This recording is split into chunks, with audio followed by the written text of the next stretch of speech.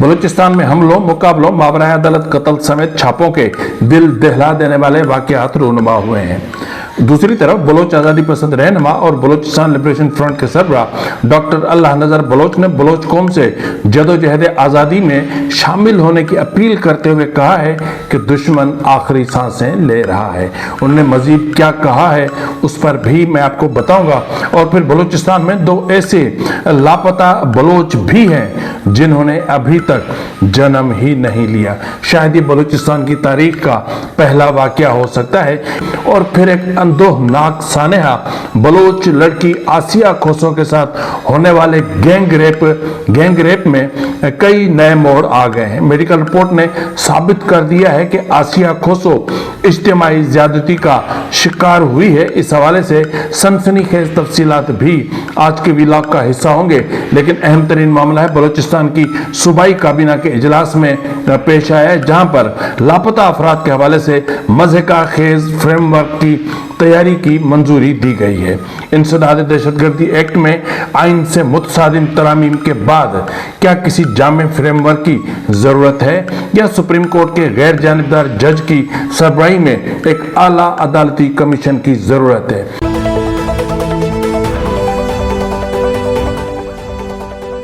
बिस्मिल्लाहिर्रहमानिर्रहीम, अस्सलाम वालेकुम नाज़रीन, ये फरवाज एनवी न्यूज़। मैं हूं आपका मेज़बान नवाज भुट्टो एक नए व्लॉग के साथ। आपसे वही गुजारिश है कि अभी तक अगर आपने मेरे चैनल को सब्सक्राइब नहीं किया तो प्लीज़ कर लें, बेल आइकन ज़रूर प्रेस करें, कमेंट बॉक्स में अपनी आरा से ज़रूर आगाह किया करें। आप भी मेरे चैनल को सब्सक्राइब करें, अपने दोस्तों और रिश्तेदारों से भी कहें कि वो मेरे चैनल को सब्सक्राइब करें ताकि मेरी रीच में इजाफा हो सके। आपको पता है कि इस वक्त बलूचिस्तान में जबरी गुमशुदगियों के हवाले से एक तूफान आया हुआ है और ऐसा कोई दिन नहीं गुजरता जब तकरीबन 1 दर्जन लोगों को जबरी तौर पर गुमशुदगी का निशाना न बनाया गया हो।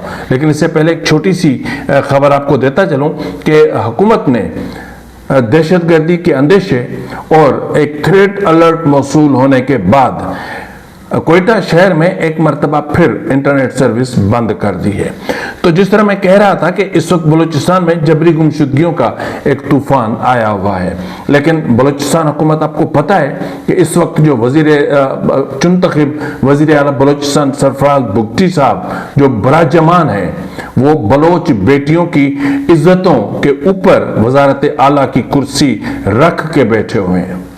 वो बलोच बेटियां, वो बलोच बच्चियां, जो उनमें से 3 तो जेलों में बंद हैं, पाबंद सलासल हैं, बाकी 8 बच्चियां ऐसी हैं जिनका अभी तक कोई पता नहीं है कि वो कहां हैं। जब कोई शख्स अपने सूबे की बेटियों की, बहनों की, माओं की इज्जतों के ऊपर कुर्सी बिठा रख के बैठ जाएगा, उसका कीमत अदा करनी पड़ती है हर चीज की, या मुफ्त में कुछ नहीं मिलता। तो वजीर आला भी वो कीमत अपनी बेटियों की इज्जतों के हवाले से अदा कर रहा है। तो उन्होंने जो है वो एक काबीना का इजलास हुआ है और उसमें लापता अफराद के हवाले से एक मज़हका खेज किस्म का फ्रेमवर्क का एक मंजूरी उसकी दी गई है। अब कहा गया इजलास में मिसिंग पर्सन्स के मसले को मुस्तकिल बुनियादों पर हल करने से मुतालिक जामे फ्रेमवर्क की मंजूरी दी गई है। वज़ीर आला ने कहा कि इस मामले पर सियासत और प्रोपेगेंडा का बाब बंद कर दिया गया है। मुश्तबा अफराद से तफ्तीश जो है वो मिजाज पुलिस ऑफिसर की निगरानी में तफ्तीशी मराकज में होगी। फैमिली मेंबर्स को मुलाकात की इजाज़त दी जाएगी। लेकिन यह सवाल ये पैदा होता है कि वो जो फ्रेमवर्क होगा क्या वो आइन से बालातर होगा? क्या आइन लोगों के बुनियादी हकूक के तहफ़्फ़ुज़ की ज़मानत नहीं देता? क्या आइन ये नहीं कहता कि किसी भी शख्स को गिरफ्तारी से पहले उसको बता दिया जाए कि उसको गिरफ्तार क्यों किया जा रहा है? क्या आइन ये नहीं बताता कि किसी के भी घर में घुसने से पहले आपको सर्च वारंट लेना है और मजिस्ट्रेट की मौजूदगी में घरों में घुसना है और अरेस्ट वारंट के बगैर किसी को गिरफ्तार नहीं करना है? और क्या किसी भी शख्स की गिरफ्तारी को विद इन 24 आवर्स किसी मजिस्ट्रेट के सामने या जज के सामने पेश करने के लिए आइन नहीं कहता है? जब ये आइन सब कुछ कहता है तो फिर आइन से मुतसादिम जो कानून साजी है वो करने की कोशिश क्यों की जा रही है? सवाल ये पैदा होता है। बलूचिस्तान में रियासत की हुकूमत है, मिलिट्री इस्टेब्लिशमेंट बराह रास्त वहां पर रूल कर रही है, तो क्या इसका मतलब ये है कि आइन कोई अहमियत नहीं रखता? आइन तो वहां पर मुअत्तल है, हमें पता है, हम जानते हैं, हमें यकीन है आइन मुअत्तल है। हमें पता है कि वहां सहाफत के गले पर लांग बूट रखे गए हैं, उनकी हलक पर संगीन रखी गई है, वहां से हक और सच की आवाज बुलंद नहीं होती। लेकिन इस तरह जिस तरह किया जा रहा है, तो इस तरह कई सवाल तो फिर उठेंगे, सवाल तो उठेंगे कि क्या ये जो जामे नेटवर्क बनाया जा रहा है मिसिंग पर्सन्स के हवाले से, क्या इसमें तमाम स्टेक होल्डर्स की मौजूदगी को यकीनी बनाया जाएगा? क्या हुकूमत ऐसा काम कैसे कर सकती है जब हुकूमत के ऊपर खुद जानिबदारी का इल्जाम है? हुकूमत को हम गैर जानिबदार नहीं कहते। बलूचिस्तान हुकूमत को गैर जानिबदार कहना संगीन तरीन गुनाह से भी बड़ा गुनाह है। जो हुकूमत गैर जानिबदारी नहीं है तो वो बलूचिस्तान के अवाम के हवाले से गैर जानिबदार कानून साजी कैसे कर सकती है? और दूसरा सवाल ये पैदा होता है कि क्या लापता अफराद के वुरसा बलूचिस्तान हुकूमत के ऐसे किसी अमल में शरीक होंगे? नहीं होंगे। क्या उस पर ट्रस्ट करेंगे? नहीं करेंगे। क्यों करें ट्रस्ट? क्योंकि बलूचिस्तान में न तो उनकी मुंतखब करदा हुकूमत है, ना ही उनकी मुंतखब करदा पार्लियामेंट है, और ना ही उनके मुंतखब करदा नुमाइंदे कोई कानून साजी कर रहे हैं। जब बात जबर की है, जब बात तसल्लुत की है, तो फिर जो जी में आए वो करते रहे। ये नहीं बताया गया इसमें कि क्या लापता किए गए अफराद को 24 घंटों में किसी अदालत में पेश किया जाएगा? क्या कानून गवर्नर के दस्तखत की तारीख से के बाद जो लोग लापता होंगे उन पर नाफिजुल अमल होगा, या जो लोग जबरी तौर पर जो गुमशुदगी का निशाना बनाए गए हैं उनके हवाले से भी यह कानून कोई अमल दखल इसका होगा? इस हवाले से खामोशी है। और इस आइन से मुतसादिम कदम को एक तारीखी इकदाम करार दिया जा रहा है। और दूसरी तरफ आप देखें तो इस्लामाबाद में क्या चल रहा है? इस्लामाबाद में जो ईमान मजारी और उनके शोहर हादी अली चट्ठा के साथ अदलिया जो खेल खेल रही है रियासती सरपरस्ती में, इंतहाई शर्मनाक है कि इस्लामाबाद हाई कोर्ट ट्रैप करे जो है वो ईमान मजारी और हादी चट्ठा को, और उनको अदालत बुलाए और एक केस में जमानत देकर और दूसरी एफआईआर निकाल दी जाए। एक पता नहीं एक फेक किस्म की एफआईआर सामने आ जाए, और जब उस एफआईआर के हवाले से मामला है तो फिर जज ही भाग जाए। थोड़ी देर के बाद ईमान मजारी और हादी अली चट्ठा को यकीनन गिरफ्तार कर लिया जाएगा। उनकी गिरफ्तारी के इंतजाम भी मुकम्मल हैं, और ईमान मजारी और हादी अली चट्ठा भी जहनी तौर पर गिरफ्तारी के लिए तैयार हैं। और ईमान मजारी की वालदा शीरी मजारी साहबा जो ईमान मजारी का सामान है वो भी लेकर के वहाँ कोर्ट पहुँच चुकी हैं। ये गिरफ्तारी किसी भी वक्त अमल में आ सकती है। तो उस हवाले से जो भी सिचुएशन बनेगी मैं आपको बता दूंगा। लेकिन एक अहम तरीन हादसा या सानेहा रूनमा हुआ है, वो हुआ है आसिया खोसो के हवाले से। मैं आपको पहले दिन से बता रहा हूं कि जैकबाबाद सिंध का एक शहर है, और उस जिला जैकबाबाद का एक शहर है ठुल। उस ठुल में जो है वो ये वाकया रूनुमा हुआ है। एक एसएचओ है और उनके साथ 8 तकरीबन एसएचओ समेत 8 एहलकारों ने अंडर कस्टडी एक बच्ची के साथ गैंग रेप किया है। जी नाज़रीन, आसिया खोसो को गैंग रेप का शिकार बनाया गया, वो भी थाने के अंदर।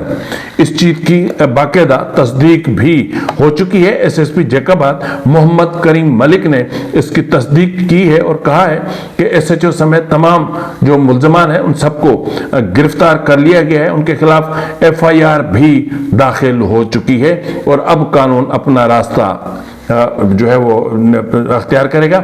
जबकि जो खवातीन है, 2 खवातीन है, एक बच्ची है, एक उसकी दादी है। जी नाज़रीन, बच्ची और दादी, और उनको जो है वो खैर रिहा कर दिया गया। लेकिन इसके हवाले से आसिया खोसो क्या कहना है?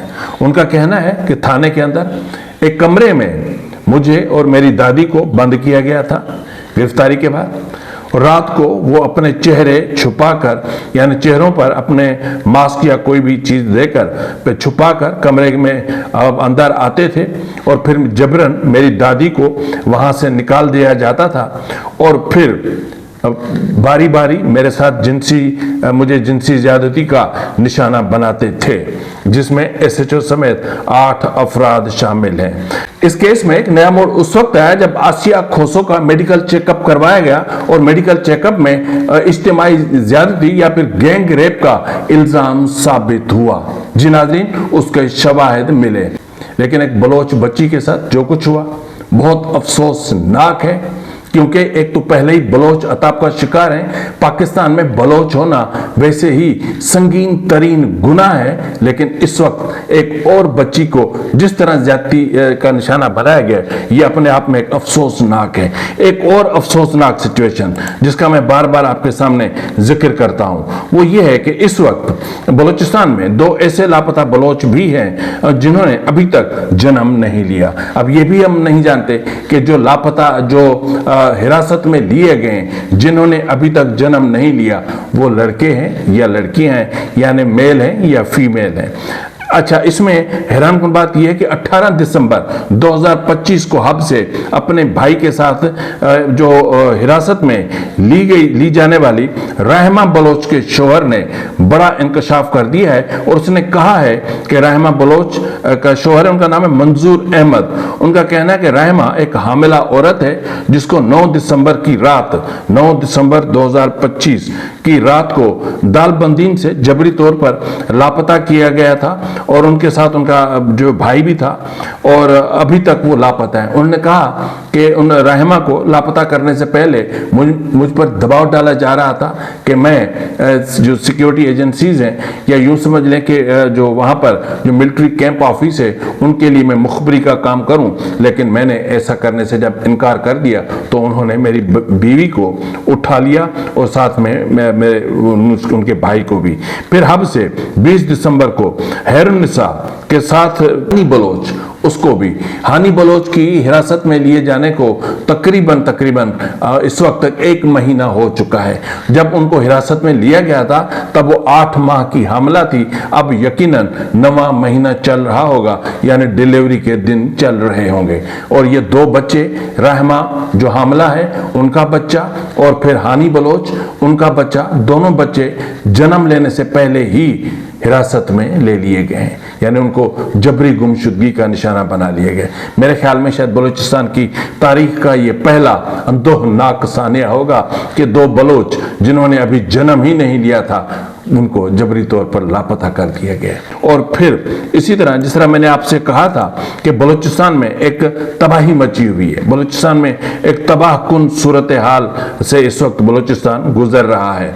इस वक्त की अगर मैं बात करूं तो सीटीडी ने गुज़िश्ता शब एक जो है वो एलामिया जारी किया। उसमें बताया गया कि मस्तों के दश्त में मुबैना इंटेलिजेंस की बुनियाद पर एक ऑपरेशन में 5 अस्करियत पसंदों को उन्होंने मार दिया है मुकाबले में। ताहम मकामी बाशिंदों ने दावा किया कि इन अफराद को पहले ही जबरी तौर पर लापता किया गया था और बाद में इन्हें एक स्टेज इनकाउंटर के तौर पर बयान करते हुए मार दिया गया था। सिटी के तर्जुमान के दावे के मुताबिक हलाक होने वाले अफराद का ताल्लुक बलोच लिबरेशन आर्मी BLA से था और वो फायरिंग के तबादले में मारे गए, जबकि इनके जो साथी थे वो दुश्वार गुजार रास्तों में अंधेरे का फायदा लेते हुए फरार हो गए। अफसोस होता है ना, CTD का काम बलूचिस्तान में क्या है, या वहां पर जो सिक्योरिटी एजेंसीज मौजूद हैं उनका काम क्या है। 5 लापता लोग हैं।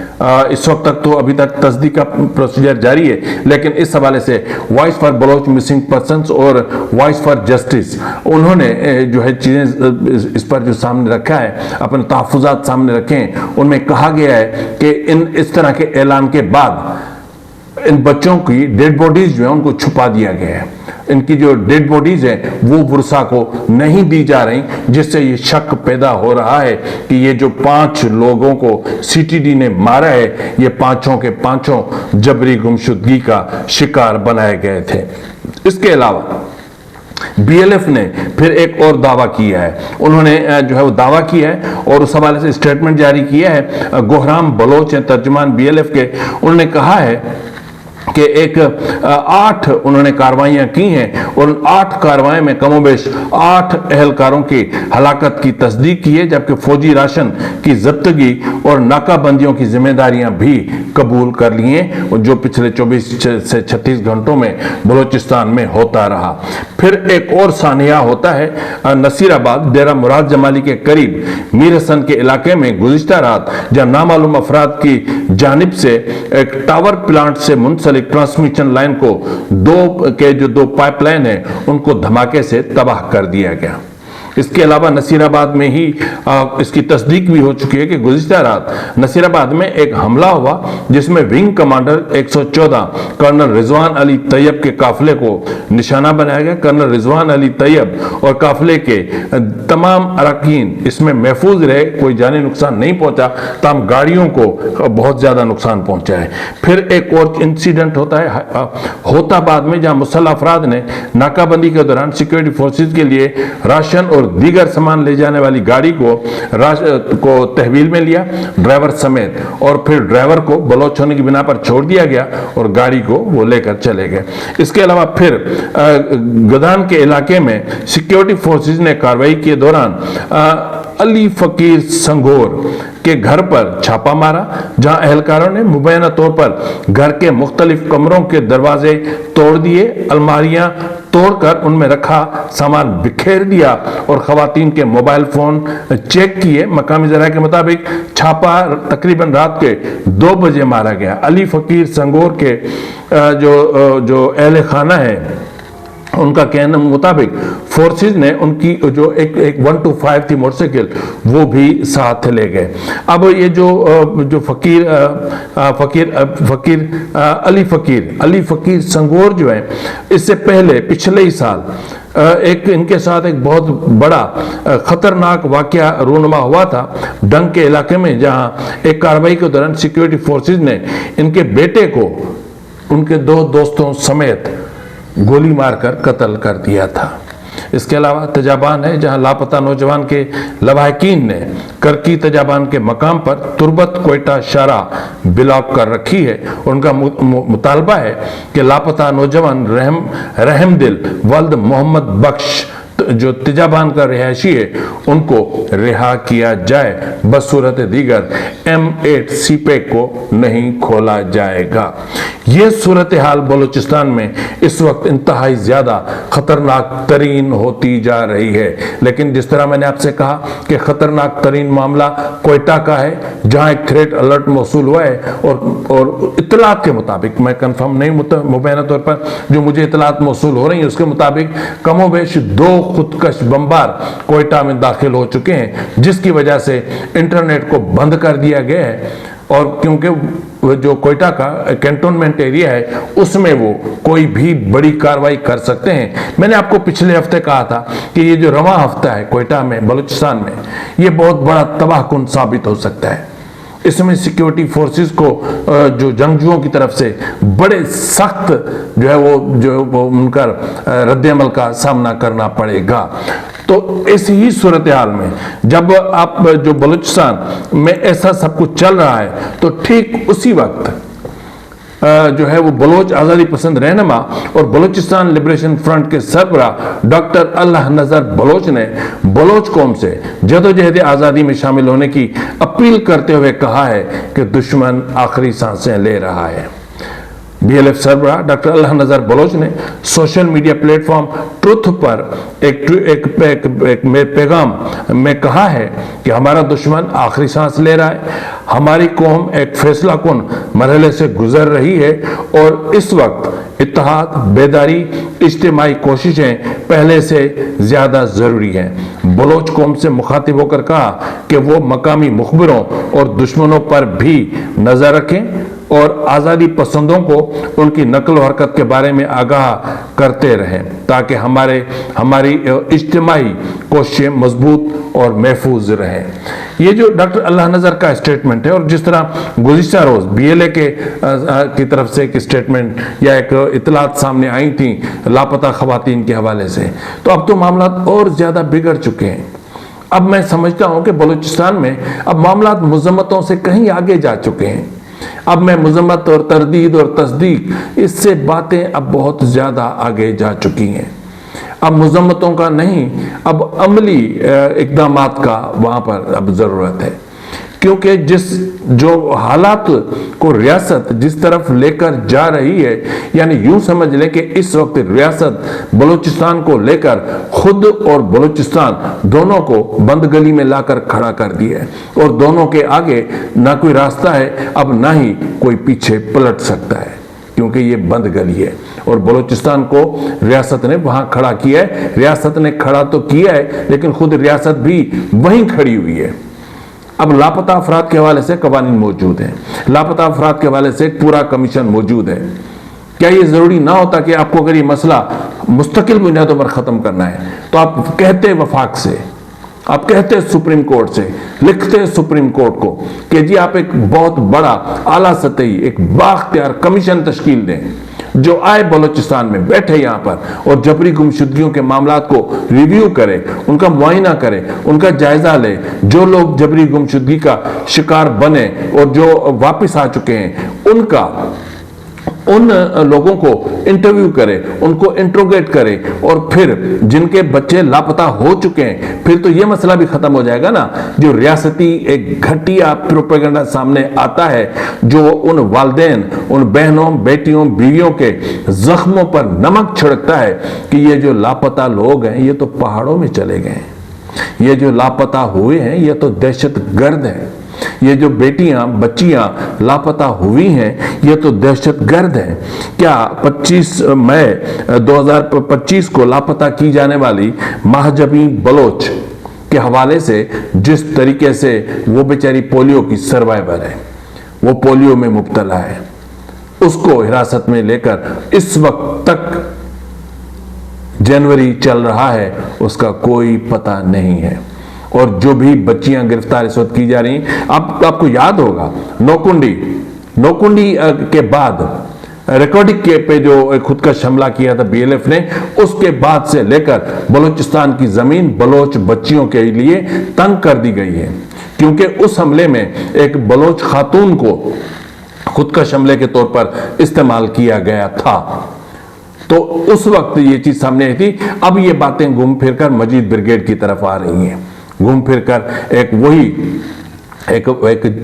एक ऐसे मामले की तरफ आ रही हैं कि जिसका कोई हकीकत से नहीं है। अब यहाँ पर जो इनके डेथ स्क्वाड्स हैं वो जाती दुश्मनियां निकालते हैं, वो बच्चियों को जबरदस्ती उठाते हैं, उठाकर उन्हें इज्तिमाई ज्यादतियों का निशाना बनाते हैं। नसरीना बलोच को देख लें, 15 साल की बच्ची है, फरजाना को देख लें, उसकी उम्र कितनी है। अब दूसरी बच्चियों को देख लें, हानी को देख लें, अपना इसको हैरुनिसा को देख लें, उसकी उम्र कितनी है। तो ये जो कुछ चल रहा है बलूचिस्तान में, ये वही है जो 1971 है।